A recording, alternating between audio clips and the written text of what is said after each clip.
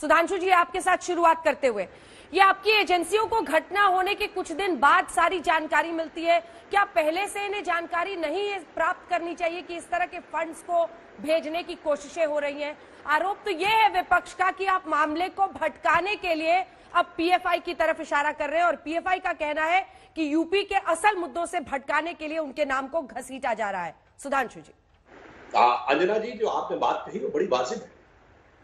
हमने अगर ये कार्रवाइयां नहीं की है तो ये हजारों एनजीओ जो विदेश से सैकड़ों करोड़ रुपए की सहायता पाते थे, उनके जब हमने अकाउंट खंगाले हैं और कहा भाई हिसाब तो दो, इनकम टैक्स रिटर्न तो फाइल करो, तो उसमें से हजारों, आपको पता है पहली बार में 5,000 के मांगे गए थे, केवल 250 ने रिटर्न दिए, बाकी सबके ऊपर कार्रवाई हो गई। तो कहते हैं हमारे ऊपर कार्रवाई की जा रही है और हम अपना डाटा नहीं बता रहे। 2010 में तत्कालीन वित्त मंत्री चिदंबरम जी ने कहा था कि एनजीओ को विदेश से आया हुआ 10,000 करोड़ रुपया भारत में अनअकाउंटेड है। अच्छा सर, ये 100 करोड़ रुपए से क्या करने वाला था पीएफआई? ठीक है, एक सेकंड टोक के सर, आप ही से पूछ रही हूँ, मैं बाद में आऊंगी इस पे कि कब आप बैन करेंगे नहीं करेंगे, सिर्फ उकसाते रहेंगे मामले को। मुझे ये बताइए 100 करोड़ की क्या प्लानिंग थी, क्या करने वाले थे ये लोग? हाँ, अब आपको बताते हैं। क्या जब भी कोई घटना होती है तो तुरंत उसको रिवर्स खंगाला जाता है। 9/11 हुआ था तो उसके बाद कुछ दिन के अंदर ही पकड़ लिया था ना अमेरिका ने कि खालिद शेख हो या मोहम्मद अट्टा हो, क्या कनेक्शन था। उसी प्रकार से महत्वपूर्ण बात जानते क्या है अंजना जी, ये मॉरिशस क्यों चुना गया? मॉरिशस में एक व्यवस्था है पीएन रूल, प्रोमिसरी नोट, यानी वहां पर पैसा जिस जगह जाता है वो आया कहां से था या पूछने का अधिकार मॉरिशस की सरकार को भी नहीं है। तो किसी भी जगह पीछे एक रहस्य बना रहता है कि ये पैसा आया कहां से। इसीलिए यहां महत्वपूर्ण है कि मॉरिशस को क्यों चुना गया, जहां से पीएन, जैसे किसी को स्टेट बैंक में पैसा रखना वो समस्या नहीं है, पर अगर स्विस बैंक में कोई पैसा रख रहा, इसका मतलब पैसा रखने वाले का नाम छुपाना चाह रहा है, क्योंकि वहां की सरकार के नियम के अनुसार नहीं रखता है। मेरे सवाल का जवाब नहीं मिल रहा है सुधांशु जी। मैं जो पूछ रही हूँ उसको समझिए। जो लोग विरोध प्रदर्शन में उतरे थे वो कांग्रेस के, समाजवादी पार्टी के, भीम सेना के, भीम आर्मी जो भी वो कहते हैं, वो उसके लोग थे। पीएफआई, एसडीपीआई, ऐसा कौन सा कहां पर विरोध प्रदर्शन हुआ? 100 करोड़ रुपए का ये लोग क्या करने वाले थे, ये समझ नहीं आ रहा है सर।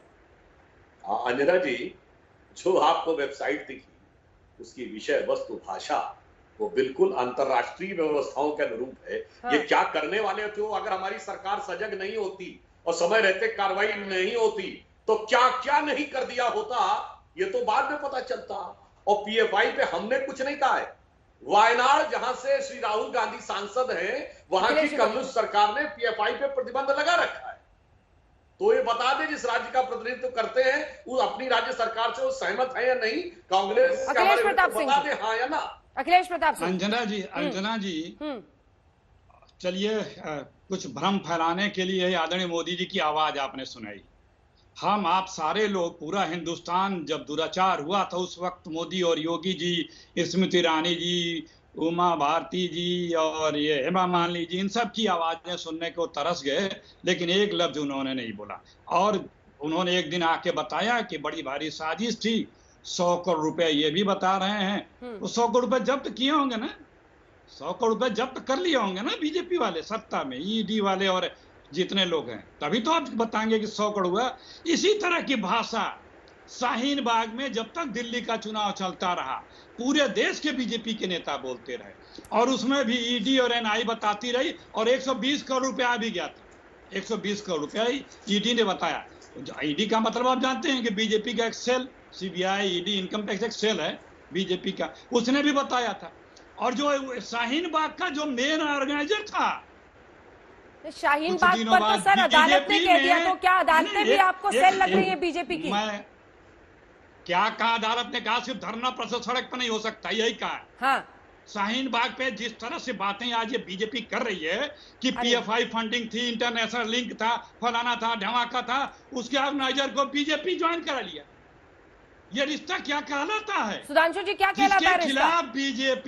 जिसके खिलाफ बीजेपी इतना बोलती रही, मुखर रही, देश के खिलाफ षड्यंत्र बताती रही, ईडी एनआईए बताती रही, 125 120 करोड़ रुपए आ गए, 20 करोड़ दुबई, 20 लाख दुबई से आ गए, एक भी पैसा जब्त नहीं हुआ, कागज में हवा में आ गए। बीजेपी को टारगेट कीजिए, पीएफआई के खिलाफ भी तो बोलिए सर।